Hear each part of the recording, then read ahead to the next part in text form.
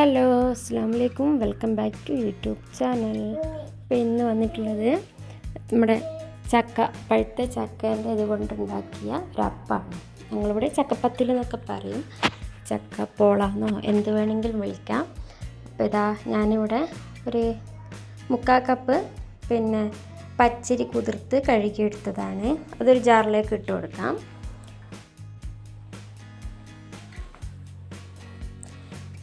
ഇത് രാവിലെ ഇതിൻ്റെ കൂട്ടുണ്ടാക്കി വെച്ചിട്ട് വൈകുന്നേരം വേവിച്ചെടുക്കുന്നതായിരിക്കും നല്ലത് കേട്ടോ. അന്നപ്പം തന്നെ ഒഴിക്കുന്നതിനും കുഴപ്പമൊന്നുമില്ല, പക്ഷേ ഇങ്ങനെ റെസ്റ്റ് ചെയ്യാൻ വെച്ചാൽ ഒന്നും കൂടി ഇത് ബെസ്റ്റ്. ഞാനിപ്പോൾ ഇതിലേക്ക് ഞാനിവിടെ ഒരു 4 പീസ് ശർക്കര ഉരുക്കിയെടുത്തിട്ടുണ്ട്. അതുകൂടി ഇതിലേക്ക് ഒഴിച്ചു കൊടുക്കാം. ഞാൻ പകുതി ഒഴിച്ചിട്ടുള്ളൂ, ബാക്കി അവിടെ ഉണ്ട്. ഇനിയിപ്പോൾ ഇതിലേക്ക് 2 സ്പൂണ് ചോറും കൂടി ഇട്ടിട്ടുണ്ട്. ഇനി ഒരു 3 ഏലക്കായും കൂടി ഇട്ടിട്ട് ഇത് നന്നായിട്ട് ദോശമാവിൻ്റെ ബാറ്റർ പോലെ ഒന്ന് അരച്ചെടുക്കാം. ഇതാ ഞാനിവിടെ മാവ് നന്നായിട്ട് അരച്ചെടുത്ത് കൊണ്ടുവന്നിട്ടുണ്ട്. കണ്ടില്ലേ, ഈ ഒരു പരുവത്തിൽ നല്ലോണം പോലെ അരച്ചെടുക്കണം. ഇനിയിപ്പോൾ ഇതൊരു പാത്രത്തിലേക്ക് മാറ്റി കൊടുക്കാം. ഇതൊരു പാത്രത്തിലേക്ക് മാറ്റി കൊടുത്തിട്ട് വേണം നമ്മൾ നേരത്തെ എടുത്ത് വെച്ചിരിക്കുന്ന ചക്കനീര് ഇതിലേക്ക് ഒഴിച്ചിട്ട് നന്നായിട്ട് മിക്സ് ചെയ്തിട്ട്, അതായത് അരിൻ്റെ ആ ഒരു കൂട്ടും ചക്കേൻ്റെ ആ ഒരു പൾപ്പും കൂടിയിട്ട് നന്നായിട്ട് ബ്ലെൻഡ് ചെയ്തെടുക്കണം.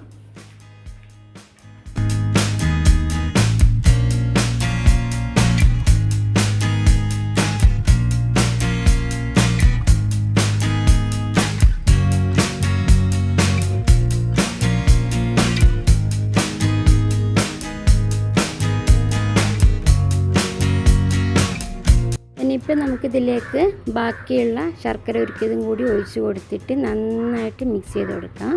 ഇതിൻ്റെ കൂടെ തന്നെ ആവശ്യത്തിന് ഉപ്പും കൂടി ഇട്ട് കൊടുക്കുക. ഒരു നുള്ളു ഉപ്പും കൂടി ഇട്ട് കൊടുക്കാം, കാരണം മധുരം ഒന്ന് ബാലൻസ് ചെയ്യാൻ വേണ്ടിയിട്ട്. ഇനിയിപ്പോൾ ഇത് നന്നായിട്ട് മിക്സ് ചെയ്ത് കൊടുക്കണം, കാരണം പിന്നെ ഒഴിച്ച ആ ഒരു ശർക്കരയും മാവും ഉപ്പൊക്കെ കൂടി എല്ലാവരുടെയും ഒന്നാവാൻ വേണ്ടിയിട്ട് നന്നായിട്ടൊന്ന് മിക്സ് ചെയ്ത് കൊടുക്കാം.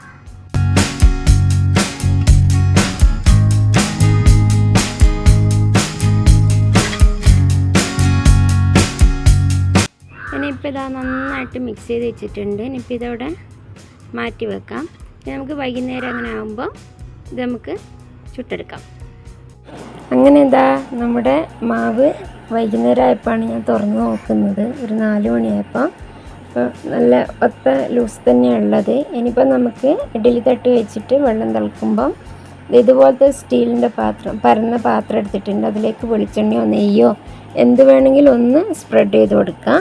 എന്നിട്ട് മാവ് ഇതിലേക്ക് ഒഴിച്ചു കൊടുത്തിട്ട് 20 to 30 മിനിറ്റ് ഒരു മീഡിയം ഫ്ലെയിമിൽ നമുക്ക് വേവിച്ചെടുക്കാം കേട്ടോ. പിന്നെ ഇത് ഉണ്ടാക്കുന്ന ടൈമിന് ഓവർ മാവ് കട്ടിയായി പോകരുത്. പിന്നെ ചക്കനീര് അധികമായിപ്പോയാലും ഇത് എന്താ പറയുക, ഒരു ഭയങ്കര പശവശപ്പ് പോലെ ഉണ്ടാവും. അപ്പോൾ അതൊന്ന് ശ്രദ്ധിച്ചാൽ മാത്രം മതി കേട്ടോ. അങ്ങനെ ഇതാ സമയമായപ്പോൾ നമ്മുടെ അപ്പം റെഡി ആയിട്ടുണ്ട്. നല്ല സോഫ്റ്റുള്ള അപ്പേനു, നല്ല ടേസ്റ്റ് ഉണ്ട് കഴിക്കാൻ. അപ്പോൾ ട്രൈ ചെയ്ത് നോക്കുക. എൻ്റെ ഈ ചാനൽ ഇഷ്ടപ്പെടുകയാണെങ്കിൽ സപ്പോർട്ട് ചെയ്യാൻ മറന്നു പോകരുത്. അപ്പോൾ അടുത്ത വീഡിയോയും കാണുന്നവരേക്കും ബൈ ബൈ.